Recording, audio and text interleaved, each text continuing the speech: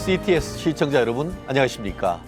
우리 사회의 이슈들을 기독교의 시선으로 들여다보는 CTS 뉴스 W 진행을 맡은 최진영입니다. 세계 각국에 흩어져 살아가는 한인 디아스포라 공동체는 19세기 말부터 이어진 해외 이주 역사 속에서 형성되었습니다. 낯선 땅에서 살아가면서도 한국어와 문화를 지키려는 노력은 물론 신앙을 중심으로 공동체를 세우며 정체성을 이어왔는데요. 특히 해외 한인교회는 단순한 예배 공간을 넘어 이주민들의 삶을 지탱하고 세대 간을 연결하고 이어주는 중요한 역할을 해왔습니다. 그러나 세계 각국에 흩어져 있는 만큼 교단 차원에서 체계적으로 지원하고 관리할 수 있는 행정적 거점의 필요성은 수십 년간 꾸준히 제기되어 왔는데요. 이에 따라 최근에는 대한예수교 장로회 총회가 지난해부터 해외 선교노회를 구축해서 이를 박차를 가하고 있습니다. 그 현안을 심층 취재한 이현지 기자와 함께 상세한 이야기 나눠보도록 하겠습니다. 이 기자, 어서 오세요. 안녕하십니까. 네, 먼저 해외 선교노회, 이름부터 조금 생소한데요. 맞습니다. 정확히 어떤 조직이고 총회 안에서는 어디에 소속하는 그런 조직인가요? 네, 쉽게 말해서 교회의 행정 지원 거점을 선교지에 밀착한 현지 중심으로 직접 세우는 겁니다. 이제 장로교회는 기본적으로 노회라는 상회 구조가 있지 않습니까? 노회가 지교회를 관리하고 지도하는 건데요. 이제 그동안 한인교회들은 거리적 또 법적 한계로 행정적 사각지대에 놓인 측면이 있었습니다. 이번에 예잡 통합총회가 직접 나서서 현지의 노회를 조직한 건 바로 이 문제를 풀기 위해서입니다. 그 일반적인 노회와는 뭔가 약간 차이점이 있을 것 같은데 어떤 차이점이 있을까요? 네, 우선 선교노회는 지금 상태에서는 사실상 준노회 상태로 보입니다. 아직 자체적으로 목사 안수를 할 수 없고요. 또 이제 개별 자치를 유지하는 일반적인 노회들과 달리 선교노회는 현재 총회에 있는 부서, 세계선교부의 지도와 감독을 받고 있습니다. 그러니까 일종의 특수 행정조직 성격을 띠는 겁니다. 그렇군요. 오랫동안 필요성이 제기된 만큼 진행 과정이 어떻게 진행되고 있는지 상당히 궁금하고 앞으로 구체적인 계획은 어떻게 상세하게 마련되어 있는지요? 네, 지난해부터 이제 급격하게 논의가 발전하고 있는데요. 먼저 작년 8월에 싱가포르에서 아시아 선교 노회가 공식 출범했습니다. 5월에 이탈리아 밀라노에서 유럽 선교 노회 창립 예배를 드리고 본격 업무에 들어갑니다. 사실 이 선교노회라는 게 무려 20년 동안, 그러니까 2005년경부터 꾸준히 선교 현장이 간절히 요청해온 수건 사업이기도 했는데요.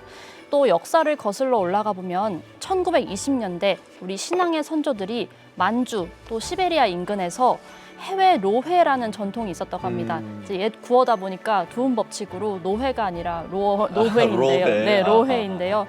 정리하자면 100년 만에 이 자치의 역사를 다시 세우는 과정으로도 읽힐 수 있습니다. 그렇군요. 역사가 상당히 길어 보입니다. 그렇다면은 선교 현장에서 이 노회를 그토록 절실하게 원했던 그 이유는 무엇인지 좀 쉽게 한번 설명해 주시죠. 네, 현장의 목소리는 구체적인 편인데요. 이제 우선 현지 선교 생전과 직결된 문제로 생각하면서 호소하고 있었습니다. 이제 크게 세 가지로 말씀드릴 수 있을 것 같은데요. 먼저는 직분의 공식화입니다. 이제 해외 성도들이 그 교회에서 장로 권사 임직을 받아도 이제 공인해줄 노회가 없었거든요. 그래서 교단 차원에서 공식 인정을 받고 싶다는 요구가 절실했던 것으로 보이고요. 두 번째는 행정적인 서명권 확보입니다. 해외 시민권이 없을 때는 현지에서 비자 발급이라든지 이민권 서류 서명이라든지 각종 시민권 취득이 불가피한 상황이 많습니다. 이제 그동안은 시민권을 따면 교단 소속이 되기 까다로운 신분이 위태로운 상태였는데요. 노회가 이러한 해외의 사역적 특수성을 이해해서 행정적으로 수용하고 신분을 보호해 주려는 것 같습니다. 네, 궁극적으로는 선교 자산 보호인데요. 교단 선교 자산을 상대로 한 재산 분쟁을 막고 안전하게 지키려는 목적도 있습니다. 그렇군요. 결국 한국 시민권자, 한국 국적자한테만 어떤 권한을 주는 가운데 해외에 계셨던 분들한테는 과연 이와 같은 권한을 주는 것인가 어떤가에 대한 또 고민이 읽혀지는 부분인 것 같습니다. 말은 노회인데 아직까지 권한이 제한적인 준노회라는 그런 아까 말씀을 하신 것 같은데요. 맞습니다. 그럼 법적으로 또 충돌하는 그런 지점이 다소 있을 것 같은데 실제로는 어떤 상황이죠? 네, 계속해서 강조되는 것이 이제 시민권자 문제인 것 같습니다. 현재 예장통합헌법에서는 외국 국적자가 교회의 정식 리더가 되는 것을 원칙적으로 금지하는 조항이 있습니다. 이때 교회 정식 리더라면은 교역자인 목사, 또 항종직인 장로와 권사 등이 포함되는데요. 이제 원래 이 조항은 외국 국적의 목회자가 국내 대형 교회 담임 목사로 오는 것을 관리하려는 취지에서 생긴 조항입니다. 그런데 앞서 말씀드렸다시피 선교 현장에서 시민권은 이제 더 이상 특혜 차원을 넘어서서 사역의 필수 도구라는 인식이 확산하고 있고, 또 이민국 서명권이나 의료 혜택 등 시민권이 있어야만 이 사역자들이 성도들을 실질적으로 돌볼 수 있는 상황이 발생하고요. 이제 작년에 설립된 아시아 선교노회 소속 목사님들 이야기를 들어보니까 목사인 선교사는 총회 교단 사람인데 함께 사역하는 장로들 가운데는 해외 시민권자가 또 많아서 이들을 정회원으로 받지 못하는 구조적 모순이 생기고 있습니다. 그래서 교단 헌법과 현장의 필요가 충돌하는 민감한 과도기로 볼 수 있습니다. 문제점이 분명하게 그렇게 부각되는군요. 결국 규제를 완화해 달라라는 현장의 목소리도 크지만 또 한국에 있는 총회 입장에서는 무작정 문을 열어주기에는 또 우려가 따르는 것도 사실인 것 같습니다. 특히 물리적 거리가 상당히 멀다 보니까 관리하는 데도 소홀해질 수가 있고 또 제도가 악용될 가능성도 없지 않을 것 같은데 실제 상황은 좀 어떤 것 같습니까? 네, 그 부분이 총회가 가장 고심하는 대목입니다. 이제 해외 노예는 지리적으로 굉장히 광범위하고 또 사역자들의 파송 배경도 다양하잖아요. 교단에서 파송할 수도 있고 개인으로 갈 수도 있고 그렇죠. 교회 파송일 개교회도 수도 갈수 있고요. 있고, 네. 네. 이러한 물리적 거리와 또 행정적인 다각화가 검증의 사각지대를 만들 수 있다는 우려가 나오는 겁니다. 이제 예를 들어서 느슨한 관문이 된 틈을 타서 소속이 불분명한 외부 세력이 노회 멤버십을 슬그머니 얻거나 또 교단의 공인된 이름을 얻어서 사익을 취하는 행정 시스템을 악용할 가능성들이 제기됩니다. 이제 현재 지금 상태로는 예장통합총회가 회원 자격을 총회에서 파송한 선교사로 PCK 선교사로 엄격하게 제한을 하고 있는데요. 이 이유는 파송 목사 개인의 신분은 검증할 수 있어도 그분이 사역하고 계시는 현지의 장로, 성도들의 신분을 본국에서 일일이 검증하기는 현실적으로 불가능하기 때문입니다. 결국 현재 선교노회는 장로교 정체성 수호, 또 현지화된 선교 전략 사이에서 균형을 잡는 과정으로 보입니다. 선교노회가 단순히 직분을 수여하는 곳에 그칠지 진정한 선교의 전초기지가 될지 현재 진행 중인 헌법 개정과 시민권자 정회원권 부여 논의의 항방에 달려 있습니다. 결국 법과 현장 사이의 지혜로운 합의 그리고 따뜻한 행정 지원 한번 기대해 보겠습니다. 이영지 기자, 오늘 브리핑 고맙습니다.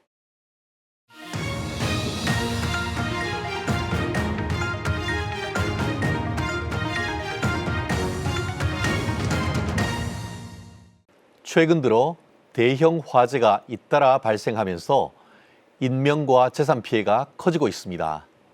화재는 단순한 사고를 넘어 한순간에 인명과 재산을 위협하는 치명적인 재난으로 이어질 수 있어 더욱 주의가 필요한데요.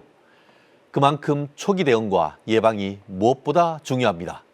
그리고 현장에서 목숨을 걸고 불길과 싸우는 소방 인력들의 역할은 사회 안전망의 핵심이라 할 수 있습니다.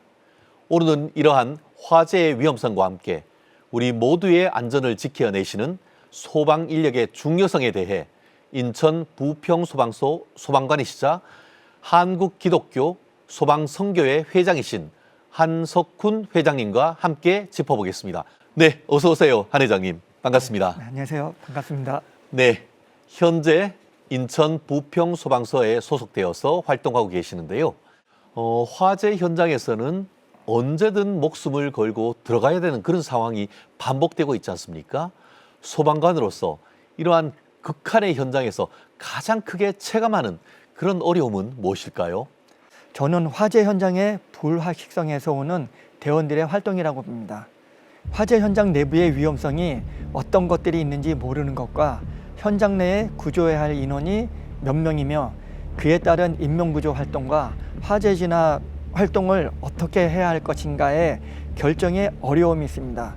화재 현장이라는 것이 어떤 일률적인 형태로 정형화되어 있지 않고 현장 내부에 어떠한 물질이 있는가에 따라 다르고 건물 구조에 따르며 이런 내부적인 환경뿐만 아니라 또 기후, 바람 등 외부 환경에 의해서도 변화가 많기 때문에 화재 현장에 어려움이 많으며 이것은 현장 내의 근무자가 거주자 그리고 건물 내부에 있는 인원의 구조 활동뿐만 아니라 화재 현장 속으로 들어가서 화재 진화 활동하는 우리 대원들의 안전 확보를 해야 하는 유율배반적인 어려움이 상존해 있기 때문에 이것에 대한 판단과 결정을 해야 하는데 화재 현장에서는 시간이 급박하기 때문에 신속하게 판단하고 결정을 해야 하는 것이 어렵다고 생각됩니다. 그렇습니다. 사실 한여름에 화재가 발생해서 그 완전 군장하듯이 어떻게 보면 방화복 입고 정말 고생하시다가 길거리에서 털썩 주저앉아 있은 그런 그 소방관님들의 모습을 보면서 가슴이 울컥하고 먹먹했던 기억이 아마 시청자분들 많으실 것 같은데요. 사실 무엇보다 화재 현장에서 마주하게 되는 충격적인 장면들이 마음에 깊은 상처로 남아가지고 아주 이후에도 굉장히 힘든 경우도 있을 것 같습니다. 소방관으로서 그런 트라우마를 어떻게 극복하고 다시 현장에 설 수 있으셨는지 한번 본인의 경험 한번 말씀해 주실 수 있겠습니까? 제가 1992년도에 소방공무원 임용을 하면서 임용 초기에는 구조대원으로 활동하며 교통사고, 추락사고, 그리고 붕괴사고, 폭발사고 등 각종 사고 현장에서 많이 훼손된 시신을 수습한 경험을 많이 했었습니다. 예. 그런데 그때의 기억으로는 활동했던 사고 현장이나 상황을 굳이 기억하려고 하지 않았고 일상생활에 충실하고 또 다른 현장 활동에 전념을 했었습니다. 물론 짧은 기간 사고 현장이나 수습했던 상황들이 생각나고 지금도 이런 질문을 받으면은 희미한 기억 속에 남아있긴 하지만 충격적인 현장 상황이 오랜 기간 기억 속에 잔영으로 남아있다거나 그것이 트라우마로 나타나는 어려움은 겪어보지는 않았습니다.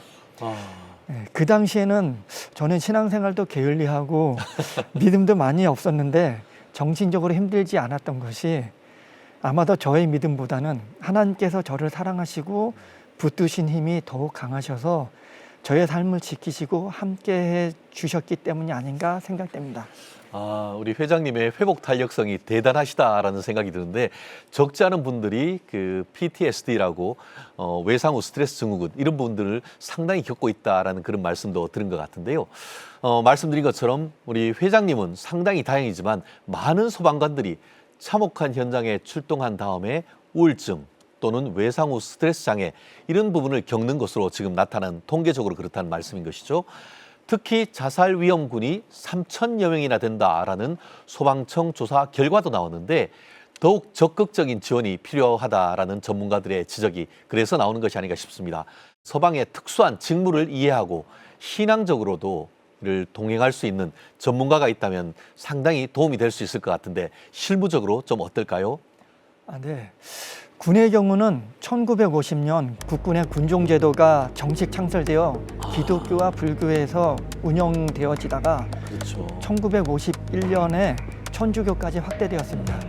그리고 1951년 군인사법 제정으로 군종장교 임원 관련 법적 근거를 마련하여 지금까지도 종교 활동을 통한 장병들의 신앙 지도와 선교가 이루어지고 있으며 각종 종교 행사와 교육, 상담 등을 통해 장병들의 가치관 형성과 영적, 심리적 지원 활동을 활발하게 운영하고 있습니다. 그리고 경찰의 경우도 1966년 내무부 훈령을 통해 경목제도가 시작, 운영되어 1981년 내무부 훈령 및 조직 규정에 의거해서 경찰청 내 경목실이 정식 설치되어 현재 각 경찰서마다 경목위원회가 구성되어 활발한 경목 활동으로 예배 및 종교 활동과 교화 및 봉사 활동을 실시하고 경찰 간의 정신적 안정을 위한 상담도 하며 활발한 활동을 하고 있습니다. 그러나 소방은 최초 2008년 소방방재청 훈련으로 소방관서 위촉 종교 지도자 운영 규정이 제정되었으나 현재까지 소방관서에서는 위촉 종교자가 운영되지 않고 있는 형편입니다. 소방은 다른 어떤 기관보다 화재 현장이나 재난 현장에 제일 먼저 도착하여 활동하고 있으며 그리고 어떠한 위험이 존재하고 있는지 모르는 현장 속에서 그 위험을 제1선에서 맞닥뜨리며 활동하고 있는 기관입니다. 그래서 소방공무원들이 이런 위험한 현장 속에서도 심리적 안정을 갖고 활동할 수 있는 방법이 각자의 종교를 통해 할 수 있을 것이라고 봅니다. 저 또한 현장 활동을 하거나 업무를 할 때 하나님께서 나의 하나님이 되어 주셔서 나를 지키신다는 믿음으로 생활하고 있습니다. 제가 올해로 34년 동안 소방공무원 생활을 하고 있는데 지금까지 아무런 어려움과 사고 없이 직장 생활을 할 수 있었던 것이 하나님께서 항상 저와 함께 해주신 것이 하나님의 은혜라고 생각하며 감사하며 생활하고 있습니다. 말씀해 주신 것처럼 극한의 위험 그리고 정신적 충격을 반복적으로 경험하는 소방관들에게 영적이고 심리적인 돌봄은 꼭 필요한 것 같다라는 생각이 드는데요. 그럼에도 불구하고 제도적 지원이 부족한 이유 무엇 때문일까요? 먼저 우리 소방선교의 연역을 살펴보면 1989년 3월에 부산 소방선교회와 대구 소방선교회가 창립되었고 예. 이후 2005년 5월에 한국소방선교회가 창립되어 2022년 10월에 제주소방선교회를 마지막으로 전국 각 시도마다 소방선교회가 창립되었고 지금까지 예배와 선교 사역을 하고 있었습니다. 그러나 종교 지도자를 위촉하는 데는 미처 관심을 가지지 못했던 것 같습니다. 그런데 작년에 2022년 이태원 할로윈 축제 때 참사 현장에서 활동했던 한 인천 직원이 트라우마로 인하여 극단적인 선택을 한 사건이 언론화되면서 각종 사고 현장마다 최일선에서 활동하며 트라우마 등 전직적 피해를 겪는 직원들이 많다는 것이 알려지며 종교를 통한 정신적 안정을 지원해줘야 한다는 의견이 확대되었습니다. 물론 소방 조직 내에서도 정신적 치료나 상담을 위한 제도가 여러 가지 운영되어지고 있지만 종교적인 접근은 종교를 가지고 있는 사람이라면 상담기관이나 병원 못지 않은 아니 오히려 더 큰 심리적 안정을 가질 수 있는 효과가 있다고 생각합니다. 그래서 작년에 종교 지도자 위촉 운영이 많이 이슈가 되었을 때 각 시도마다 종교 지도자가 위촉되기를 희망했는데 아직까지 재정 노력이 없는 상태입니다. 그리고 현재 소방관서 위촉 지도자 운영 규정에 제8조 위촉 1항 종교 지도자는 해당 종교단체의 추천 및 추천일을 기준으로 해당 소방관서 소방공무원의 5분의 1 이상의 추천이 있어야 한다는 규정이 있는데 이 규정 가운데 소속 공무원의 5분의 1 이상의 추천이 있어야 한다는 규정이 이 제도를 운영하는 데 제한이 되고 있습니다. 군이나 경찰에서는 위촉 종교 지도자 추천할 때 이 규정이 없는데 왜 소방만 이 규정을 두어서 제한을 하고 있는지 모르겠습니다. 그래서 이 조항이 먼저 삭제되어야 한다고 생각합니다. 그렇군요. 제도적인 보완이 필요하다라는 그런 말씀을 해주신 것 같습니다. 그렇다면 이렇게 반복되는 위험 그리고 극한 상황에 노출되는 소방관 분들은 신앙적인 면에서 어떤 방식으로 평소 때 위로를 받고 또 회복하고 있는지도 사실 많이 궁금합니다. 네, 저는 개인적으로 위로받는 방법의 가장 큰 것이 기도가 아닐까 생각합니다. 저도 힘들고 어려울 때면 나의 힘든 것을 하나님께 하소연하며 기도하면 하나님께서 만져주시고 회복해 주십니다. 우리 소방선교 회원들도 한 달에 한 번이지만 함께 예배드리며 말씀을 통해 힘을 얻고 있으며 중보가 필요하면 기도 제목을 나누어 함께 중보 기도를 해주겠습니다. 또 예배 후 교제하는 가운데 어려움 있는 회원들의 문제를 알게 되면 함께 대화하며 위로의 말과 격려의 말 그리고 해결 방안이 있으면 협력하여 도우며 힘이 되어주고 있습니다. 직장 안에 같은 종교를 가지고 공동체가 있어 서로 의지가 되며 큰 힘이 되는 것 같습니다. 저는 우리 소방이라는 직업이 남을 돕고 봉사하는 직업이기 때문에 참 좋은 직업이라고 생각합니다. 길 가다가 강도를 만난 사람을 치료하고 도운 사마리아인이 선한 사마리아인. 예, 진정한 이웃이라고 예수님께서 말씀하시며 너도 이와 같이 하라고 말씀하셨듯이 우리 소방 공무원들은 직업을 통해서 어려움에 처해 있는 사람들을 구하고 치료하고 돕고 있으니 우리 직업이야말로 기독교적 가치를 가장 많이 실현하는 직업이 아닐까 생각합니다. 앞에 정말 선한 사마리아인과 같은 우리 한 회장님이 계신다는 느낌이 듭니다. 마지막으로 화재는 언제 어디서든 발생할 수가 있고 그 피해는 순식간에 확산이 됩니다. 그만큼 예방 그리고 초기 대응이 중요한데요. 특히 가정에서 화재가 발생했을 때는 어떻게 대응해야 되면 좋을지 많은 분들한테 한 말씀 좀 전문가로서의 의견을 한번 말씀해 주십시오. 네. 화재나 사고는 언제 어디서 어떻게 발생할지 모릅니다. 그래서 화재의 예방이 매우 중요합니다. 주택 화재는 전기 사용이나 취사 과정에서 발생하는 경우가 많습니다. 최근에는 배터리 충전 중 화재가 많이 발생되고 있으므로 충전 시 침대나 소파 등 불이 잘 붙는 물질 위에서 또는 주변에서 충전하지 마시고 가급적 충전 상태를 수시로 확인하며 완충 후에는 반드시 코드를 빼어 분리시킵니다. 그리고 조리 중에도 가스불을 켜놓은 상태에서 자리를 비우지 말고 외출 시 가스불 확인을 생활화하는 습관을 갖는 것이 좋습니다. 화재가 발생되면 먼저 가족 및 주변 사람 그리고 이웃들에게 알리고 119로 신고를 합니다. 무리하게 화재 진화를 하다 보면 화상을 입거나 대피 시간을 놓쳐 대피가 어려울 수 있으므로 가급적 대피를 하시기 바랍니다. 대피 시에는 화재로 인한 전원 차단 등으로 엘리베이터가 멈출 수 있으므로 계단을 이용해서 대피를 하시기 바랍니다. 그리고 대피 시기를 놓쳐 외부의 짙은 연기로 인하여 대피가 곤란할 경우 현관문을 닫고 연기가 내부로 들어오는 것을 막고 연기나 화염이 올라오는 반대쪽에서 구조 신호를 하고 구조를 기다립니다. 화재가 나면 평정심을 잃고 많이 당황할 수 있습니다. 그렇기 때문에 평상시 가족들과 함께 화재나 사고 발생 시 행동 요령을 숙지하여 보다 안전하게 대응할 수 있도록 해주는 것 좋습니다. 그러나 무엇보다 화재가 발생하지 않도록 사전에 화재 예방을 생활화하는 것이 제일 중요하니 화재 예방으로 여러분의 안전하고 행복한 생활이 될 수 있기를 바라겠습니다. 역시 화재 예방은 아무리 강조해도 지나치지 않습니다.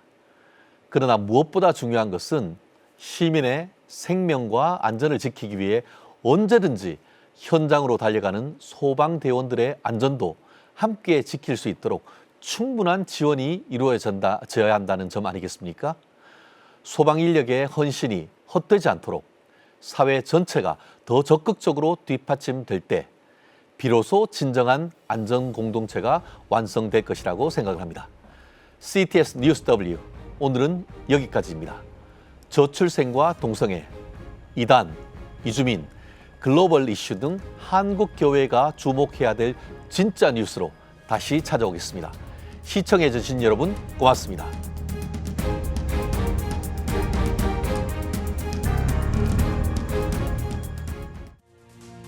지금 한국 교회는 복음의 능력이 필요합니다. 하나님 앞에서 자신을 돌아보는 회개 용서 운동, 성령의 임재를 간절히 구하는 기도 성령 운동, 오직 말씀과 기도로 다시 일어서야 합니다. 한국 교회가 복음의 능력을 회복할 때 나라와 민족을 살리고 다음 세대가 믿음으로 바로 설 것입니다. 예수 그리스도의 생명의 복음으로 하나 되는 한국 교회. 개혁주의 생명신학이 예수 생명의 마중물이 되겠습니다.